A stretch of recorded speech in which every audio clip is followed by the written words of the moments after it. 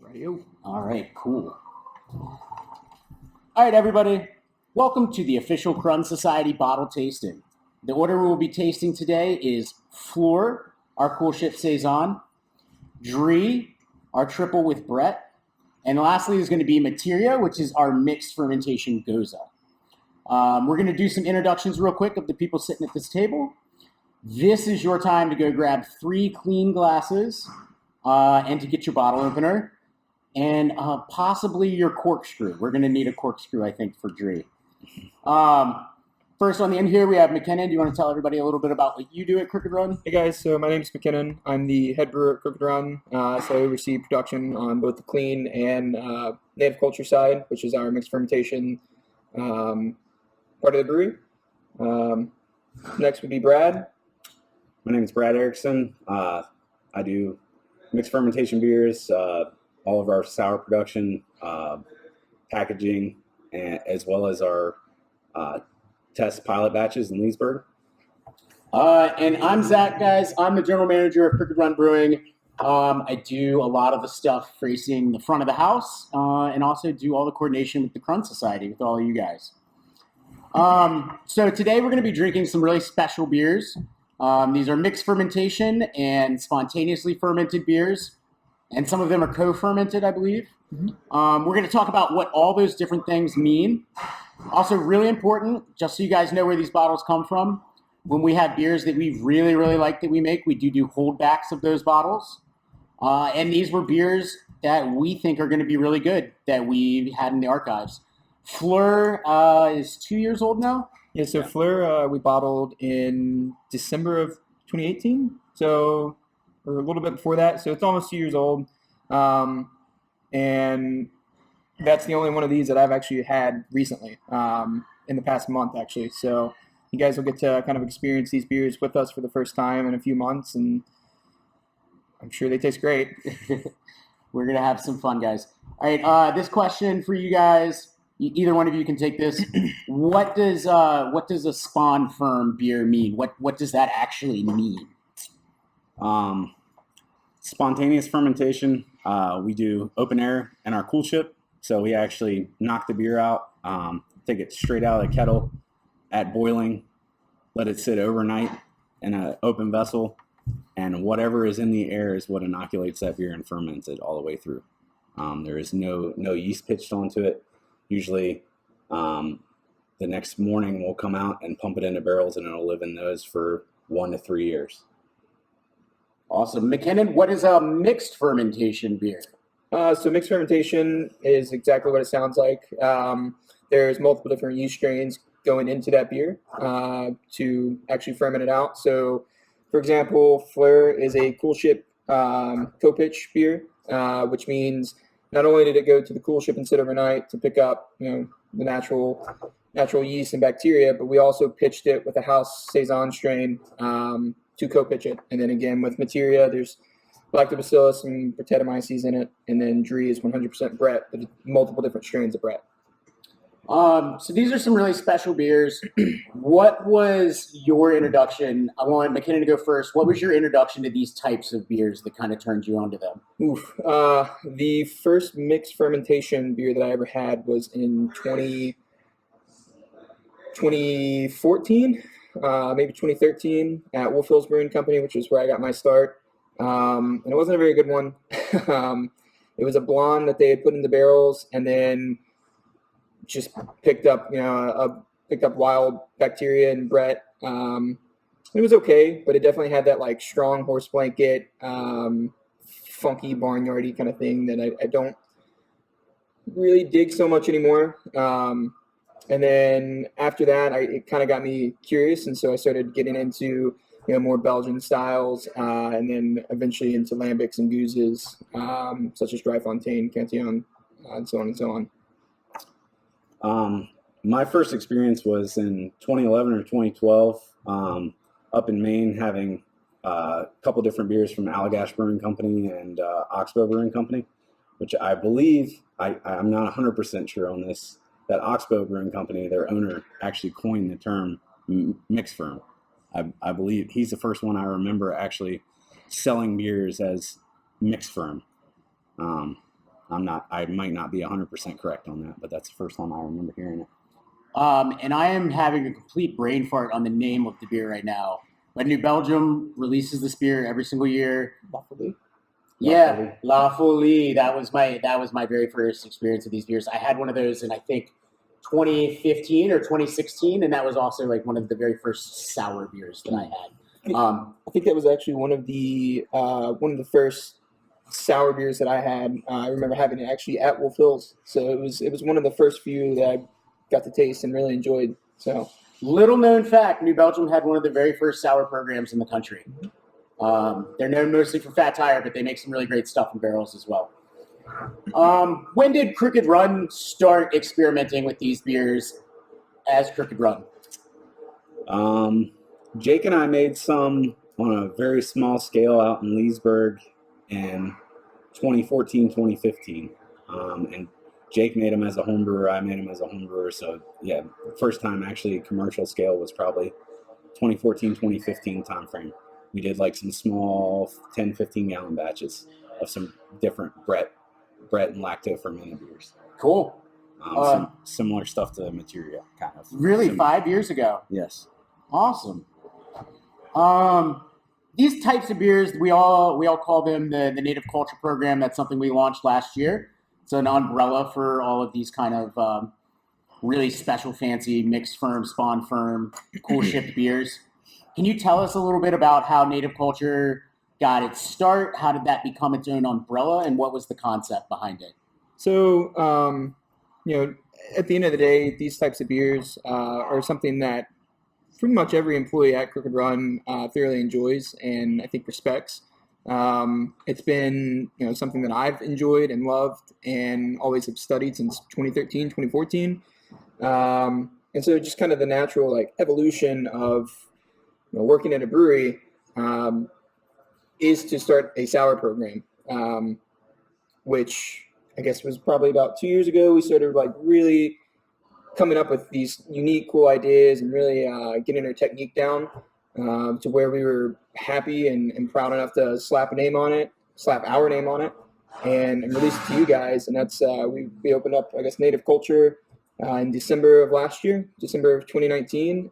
Since then, we've been able to put out at least one Native Culture release every month. And so to us, it's really just a passion project. It's something that we're really proud of, and just want to continue growing and doing the best we can with it.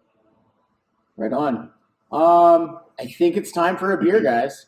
Sweet. Mckinnen, do you want to pull that corkscrew and do the honors of opening this Fleur?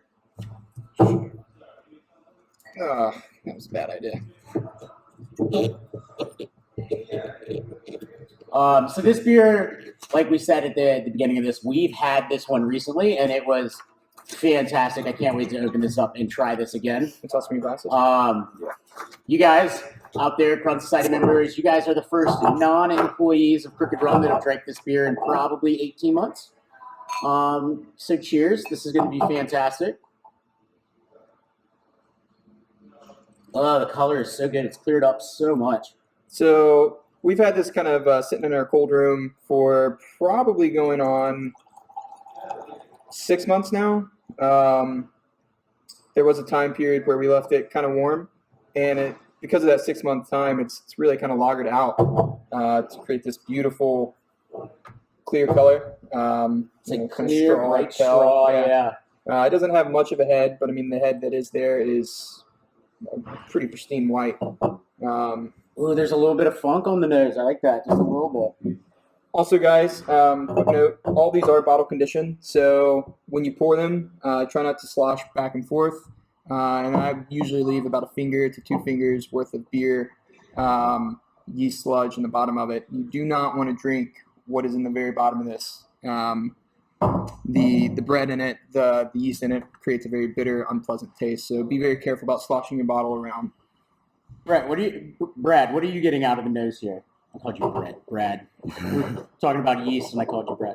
Brad, what are you getting on the nose here? There's a slight, just a tiny bit of sulfur, which is pretty common in some of these mixed ferm beers. And then it's very herbal. It's very, Yeah, I get very, that. Like very. I get that. It reminds me of really like springtime, like you're walking through like an open field or something. Like it's very grassy. Yeah, hay. Very hay-like. Mm-hmm. Yeah, it's fresh cut hay, grass. Mm-hmm.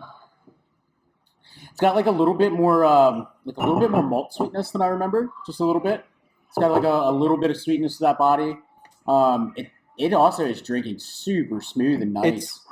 It's almost gotten less funky, like a little bit less funky. So I'll be honest. Something that we've all three have talked about before. When we released Fleur, I thought it was pretty good, but it was not my favorite beer at all. It had this very nutty, like popcorn nutty kind of characteristic to it. And after 6 months, it started tasting better in my opinion. And after a year and a half, 2 years, it's kind of dropped a lot of that nuttiness there. It's still there, but it's not like in your face nutty. And it's really just kind of lagered out and become this really delicate, crisp, refreshing beer that I think I've had 2 or 3 bottles of it in the last month now. So, all right, guys, time to ask you some questions about this beer. When you were creating this recipe, it's a coolship spelt Saison co-fermented with wild yeast strain isolated from elderberries. What does that mean, and what were you trying to get out of this recipe? Okay, so this is actually the first beer that we ever used spelt in, which is the reason it has that kind of nutty characteristic to it.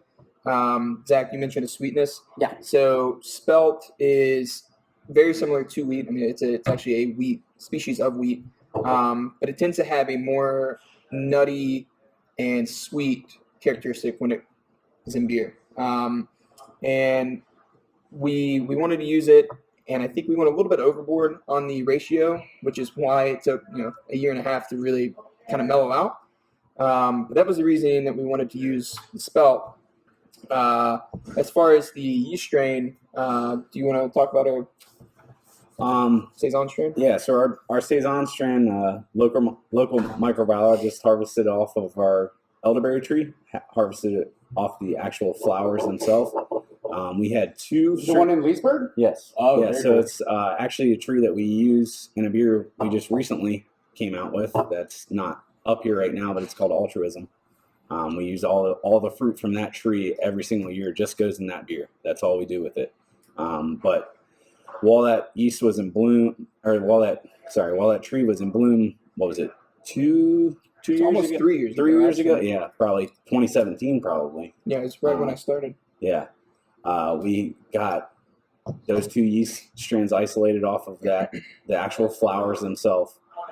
And one was kind of banana, had a little too much ester in it for us. And this one is just more classic Saison. It's a diastatic yeast, so it'll just keep eating and eating and eating, and it makes a very, very dry beer, but it's not phenolic. It's not super spicy. It's not super estery. It's perfect for something like this, and you end up with a beer like this when you age it really long with that yeast. It just seems to get super clean. It lagers really well. It clears up. We're very happy with it. So you mentioned that you had a little bit more spelt in the grain bill than you originally planned. What were the other malts in the grain bill? Pilsner. It was all Pilsner, actually. It was just Pilsner and spelt. And I think we used a ratio of close to like 40% of spelt, which is, looking back, kind of absurdly high. Mm-hmm. So again, that does explain why we sat on it for so long, and it's tasting so great now. This beer is really fantastic. Coolship, we talked a little bit about that at the start. Where did Crooked Run's Coolship come from, and how big is it? So Crooked Run's Coolship is actually locally built. I cannot remember his last name. I know him as Rod. He's a local welder. We pretty much. Rowley. I think it's Rod Rowley. Okay. I ended up. Jake contacted him, told him what he wanted. And what's kind of unique about our Coolship is our production facility is in Sterling, but all the coolship stuff is done in Leesburg. So we have to have a mobile coolship. So we're able to transport it back and forth. And essentially, it's just a large square stainless steel bathtub. I cannot be happier with it. It's easy to transport. We can take it anywhere we want. The vast majority of the time, it just stays right under elderberry tree in Leesburg. If you're out there during the wintertime, chances are you'll see one of us out there brewing into it. From there, we pump it into a large tote into the back of the van, drive the van to Sterling, and then we rack that into barrels here. So it's all done pretty short time frame in the winter. So you're usually looking at about a month to 2 months that we can actually produce these coolship beers, and then it's either ungodly cold or too hot. So yeah, definitely depends on the year. Like this year, we got all of our batches done in pretty much November. We did a couple batches outside of that, but the weather was just bad for coolship season this year. It was probably better a couple weeks ago than it was most of the winter. Yeah, really. Unfortunately, but. All right, guys. So that is what I've got for Fleur. Would you guys like to add anything about that beer? I mean, as crazy as it sounds, this is kind of like a lawnmower beer for me. I mean, it's you don't really see a lot of people saying this is. I'd like to drink this type of beer, mixed ferm beer, while mowing my grass. But it's really not like super complex. It's not something you have to think about a lot. It's just a really crisp, clean mixed fermentation beer, and I could drink several of these in a sitting, no problem. And I think one of the cool things to kind of follow up on the spelt is I think some of those more complex malts that have a lot of protein in these Brett-driven beers add a ton of complexity. We've done a few others with different corn, and we've talked about doing some with triticale and a couple different kind of out there malts just to get some unique flavors, and I think this beer definitely tells us that we should do more of that. Absolutely. Hi, Brad. Mckinnen, you guys ready to move on to Drie? Yeah. So this beer, when it first came out, was one of my favorite beers that we've done because the Belgian Trippel is one of my favorite styles of beer. The traditional Trippel, I love the body on it. I love the high alcohol content. I love the phenols. I love how much banana there is in those beers. We make one called Seek Truth, and it's absolutely a fantastic beer. They took a Trippel, and they kind of flipped it a little bit, and they used 100% brettanomyces in this beer to both condition and ferment it. Is that correct? Yeah. So we use our house blend. That's a couple different types of Brett that usually doesn't throw off the funky Brett flavors. We wanted this beer to be super fruity, to be more like a classic Belgian Trippel, because you're usually looking for just very fruit forward, a little bit of spice, very aromatic. Like Zach said, it's got a pretty high alcohol content, but you don't want to taste that in a Trippel. You want it to be nice and dry. While McKinnon's pouring these guys up, these beers, brettanomyces. So in the wine world, that's like the worst thing you could have in your wine. A lot of beer drinkers aren't familiar with it, or they've had bad Brett beers. This beer went 100% Brett, and it's absolutely fantastic. We're gonna smell these real quick, and then I want these guys to talk about brettanomyces after they drink this beer, because there's some notes that when Brett is done well are in this beer particularly. Oh man, I get like pineapple on the nose immediately. Big pineapple and pear, which it's actually like more like sweet pineapple and pear now to me. Before it was more like skin, or like if you pick up a pineapple at the bottom or at the grocery store and smell the bottom of it, especially if they're like overripe. If you walk by like the pineapples and it smells heavily of pineapple, usually they're overripe. Oh man! Now it smells freaking awesome. It's very aromatic, and one of the cool things we did with this beer, like Zach was talking about Brett, when we added it to our bottle conditioning program for this beer, it was kind of an experimental thing. We shot for the amounts of Brett that we thought would be right for bottle conditioning. It was kind of a shot in the dark because we had done a couple beers with this strain and done it our typical bottle conditioning method where we add champagne yeast, and the beers just turned out funky. They were more farmhousey, and that's not really what we're shooting for 100% of the time. I would say the majority of people here have probably had Time and Tide. I mean, if you're buying a mixed ferm collection, you probably had Time and Tide before, and this yeast strain is actually what we use for Time and Tide, except we bottle condition it with champagne strain.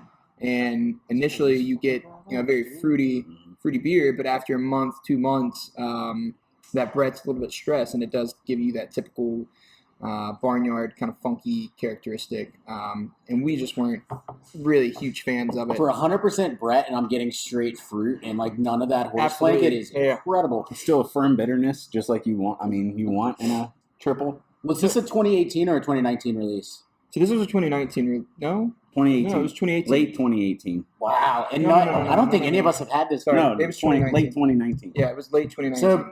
So 6 months or so? Yeah, so this beer spent about 3 to 4 months in barrel fermenting, and then we bottle condition it in late August, early September, and then it sat in a bottle for 3 months before we actually released it. I think it was released in November, if I'm not mistaken, or maybe late October. I've not had a bottle of this since January, or maybe even around Christmas time. Same. Wow, so to have this now, it's really, really good. And that carb is right on point. That's so right. I want to touch on that real quick. So the Fleur was bottle conditioned, and that was a 2018 release. And I know we did a couple releases where we weren't bottle conditioned, and now all native culture releases are all bottle conditioned now. Yeah. So I guess the launch of our sour program, not native culture, just sour in general, was the Cuvée release in 2017. Okay. That bottle is the only bottle that we force carved. It's the only non-bottle condition that we've done. Since then, we started our first bottle conditioning with nepotism, and kind of surprisingly, knock on wood, we've not had any issues with bottle conditioning. We got it right the first time, and have been kind of tweaking it ever since. But for the most part, have gotten it down pretty well, I think. So why bottle conditioning versus force carving? What do you get out of the beer, or what is the benefit to the beer to bottle condition it versus force carve? So my the first response, and the reason I really wanted to go to bottle conditioning was kind of being of a production kind of mentality of when we bottle Cuvée, we lost probably 2-3 gallons worth of beer, just in the natural way of like bottling beer that's been force carved. It's going to overflow. You're going to lose some, and that beer took over a year to produce, and we were super proud of it. To see 2+ gallons on the floor just kind of broke your heart. So nepotism was the next one that we did a month later, and I think we probably had maybe 8 ounces to 16 ounces of loss, which tickled my heart right off the bat. And then the second reason is just it's more traditional. It's what the Belgians do. That's what I feel like you should do if you're going to be making these beers, and you get I think a much better carbonation out of it. And oxidation's the other. That's another the thing. other I was going to thing. ask, So, does it help? Does it help if you're going to store these for a while if they're bottle conditioned? Absolutely. So your potential for oxidation is not, I don't want to say 100% eliminated, but all of these beers, when they're barrel fermented and barrel conditioned, they're going to have a slight bit of oxidation to them. So any opportunity for you to limit that is a bonus. Absolutely. So by us bottle conditioning these, any of that oxygen that's in the headspace when we bottle it is eaten up by that yeast to carbonate that beer. So we're essentially, we've never gotten them tested, but in theory, our dissolved oxygen should be pretty much zero, pretty close. Let's go back a little bit and talk some more about brettanomyces. So I mentioned in the wine world, you don't want that beer, or you don't want that in your wine. Yeah. Sorry, you don't want brettanomyces in your wine. I personally have had brettanomyces beers that taste like Band-Aids or other types of off flavors.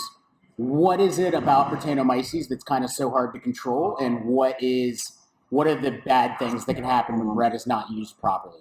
So Brett gets stressed out pretty easily, and it throws out those not all the time bad flavors, but it throws off some of the flavors that it's known for when it is super stressed out. Most notably plastic. Yeah. Plastic or Band-Aids or So if you either underpitch it or if you throw it in a beer that's already fermenting with something else, you could end up getting a really, really bad quality out of it. Not 100% of the time, but sometimes, like Zach said, you can get that Band-Aid or plastic or burnt tire.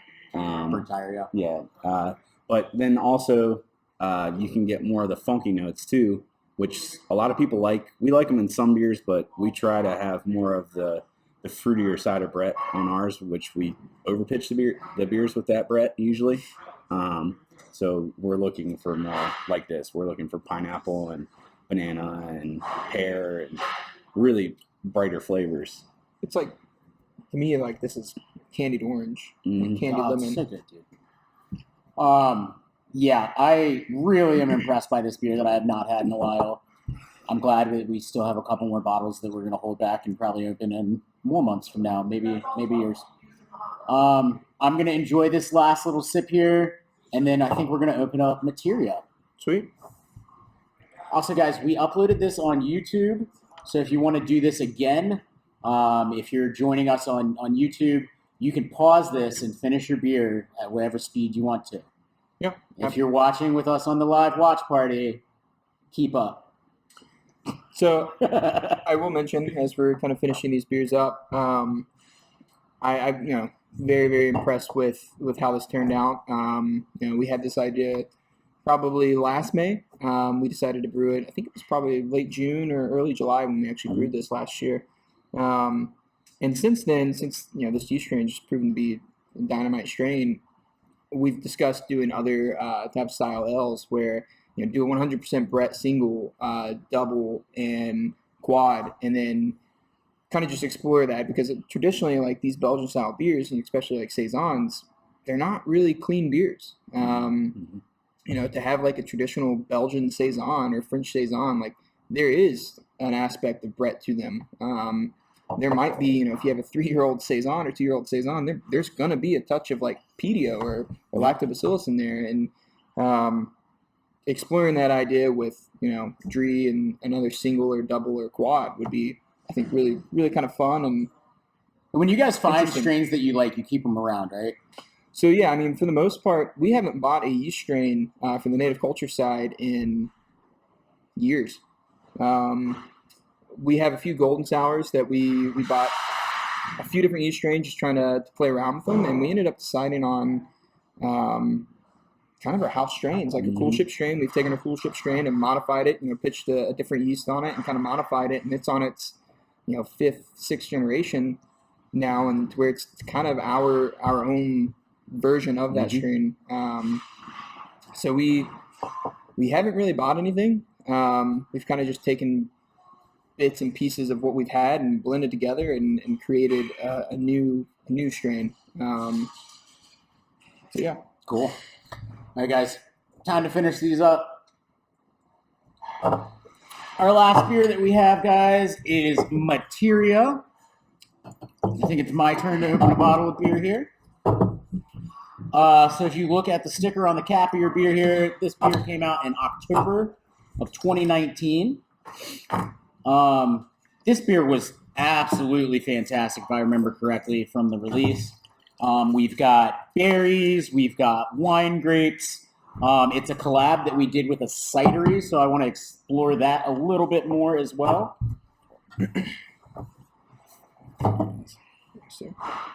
And yes, I forgot about the color of this beer. The color of this beer is incredible. It's so pretty. It's cleared out now, so it's very, very it's like that fuchsia. color is absolutely incredible. That's probably another thing to note too. Most of these beers should all pour pretty clear. And just like I'm doing now, keep it tilted. Yeah, you don't want to splash out too much of that yeast on the bottom there. I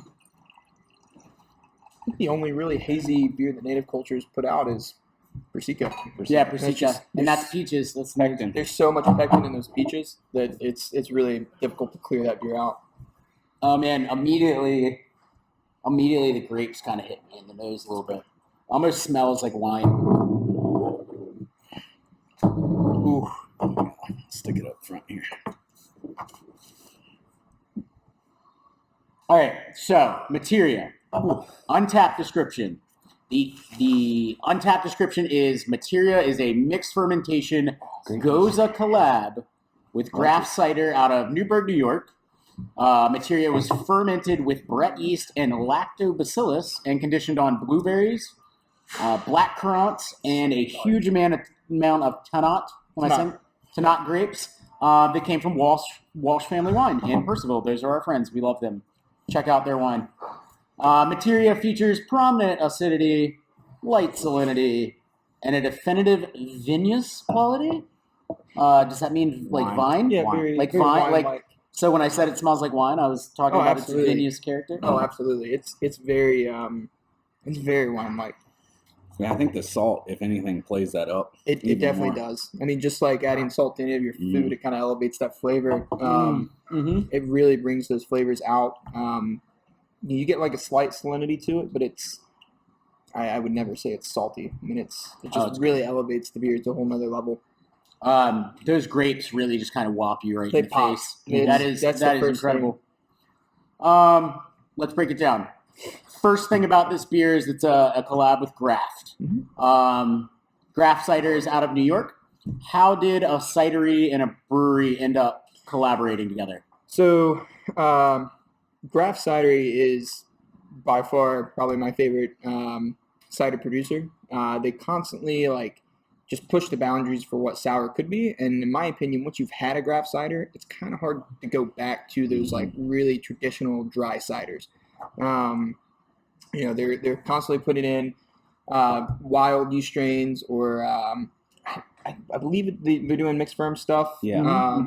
They're doing stuff with cider that people are doing with beer. Typically, most of the ciders that I've had from them have been on the tartar side. I don't want to stick my foot in my mouth and say that that's all they do, but really, really good cider, really good guys. Like I said, it's typically once you've had one, it's hard to go back to that traditional, just dry style of cider. We did another collab with them called Shared Universe, was it? It was so, and that was more of a beer than a cider. This is more of like a fruit juice based type thing. So they do. They have a it's not a sub brand. It's called Shared Universe, but that's their collab series. Gotcha.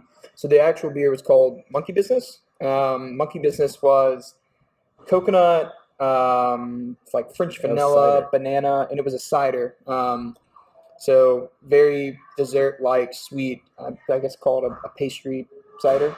So when you guys go into recipe creations with the cidery, who is putting the recipes together? Are you bouncing ideas off of each other? Does it happen kind of organically?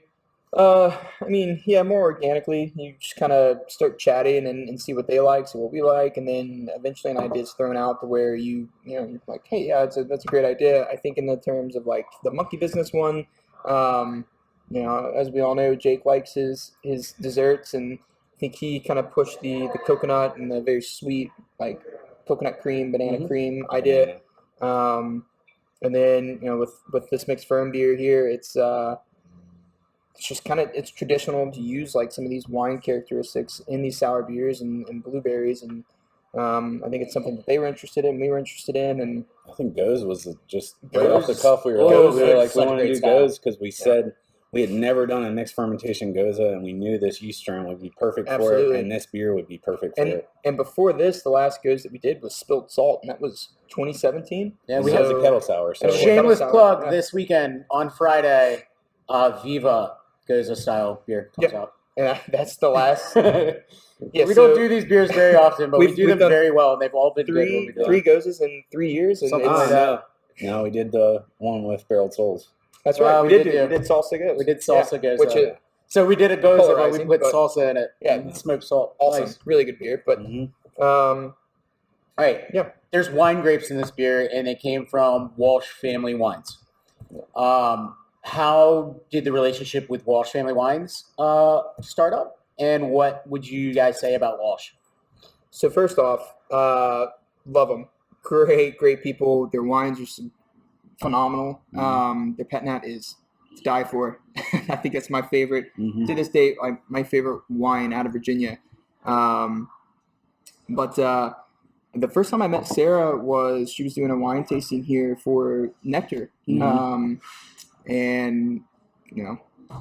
loved her, loved all the wine she brought, and then from there, kind of found out that she owns a winery, and just kind of built this relationship up. Jake built even more of a relationship up, and got to a point where it was like, hey, we want to put grapes in a beer. Can you help us out? And they were more than willing to help us out.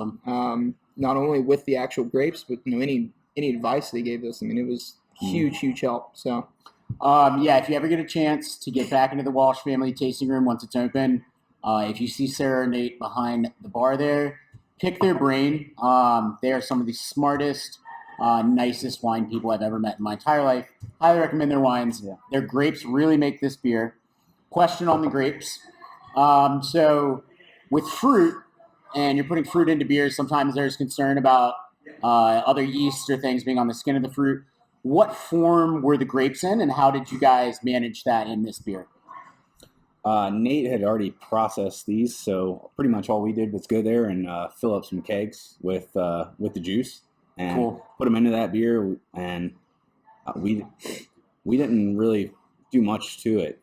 With a lot of these beers on the mixed ferm side, usually Brett lives on skins of fruits. I'm not sure what he did to process them, so I can't say that there was anything present on those, but a lot of the other fruits we put in, we just throw in pretty much whole, and whatever's on them is on them. Whatever happens. Yeah, cool. Like when we did Persica, those were local peaches. A giant puncheon full of peaches was in Prosecco. Yeah, that was cool. It was from Great Country Farms, so local peaches as well on that one. All right, we've beat Brett to death. We've talked a lot about Brett. This beer has lactobacillus in it. What does lactobacillus do in a beer, and what kind of flavor characteristics are you trying to get out of a beer using that? To me, like lacto is more of a sharp sourness. It's pretty singular as far as the note. This lacto, to me, always drives kind of citrus zest or skin, it's super like lemon lime to me. And almost every beer we use it in.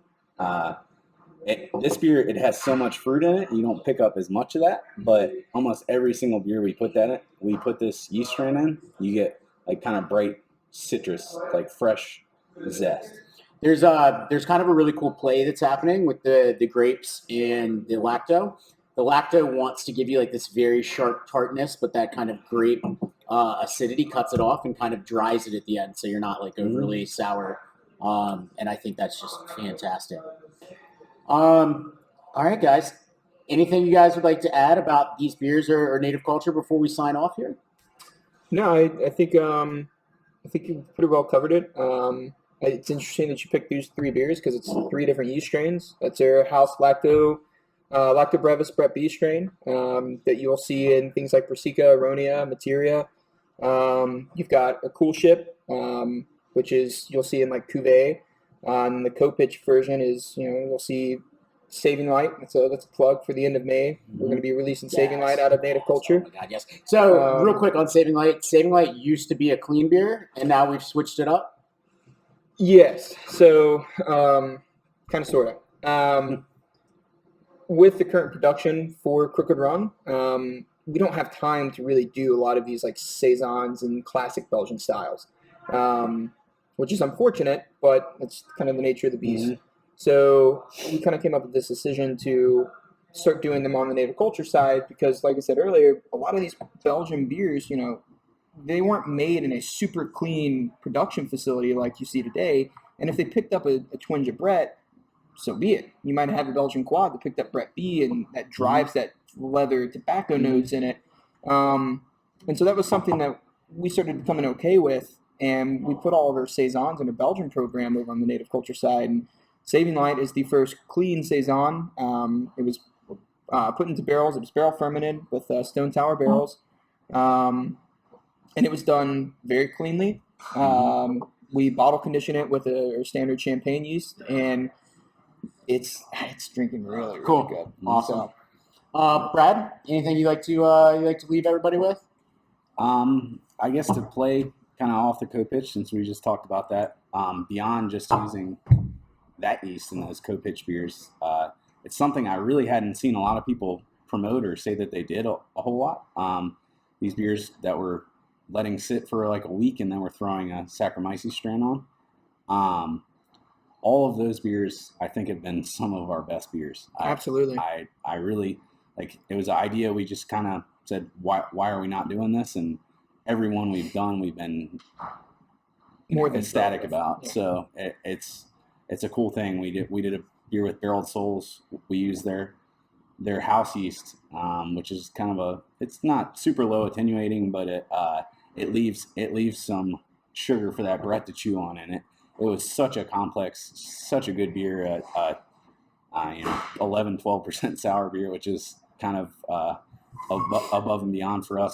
That was the highest ABV beer we've done on that side. But just having those different yeast strands, you can do so much with it. It allows our coolship beers to just go, make a left or right turn, whatever we want to do with them. We can kind of adjust on the fly. Cool.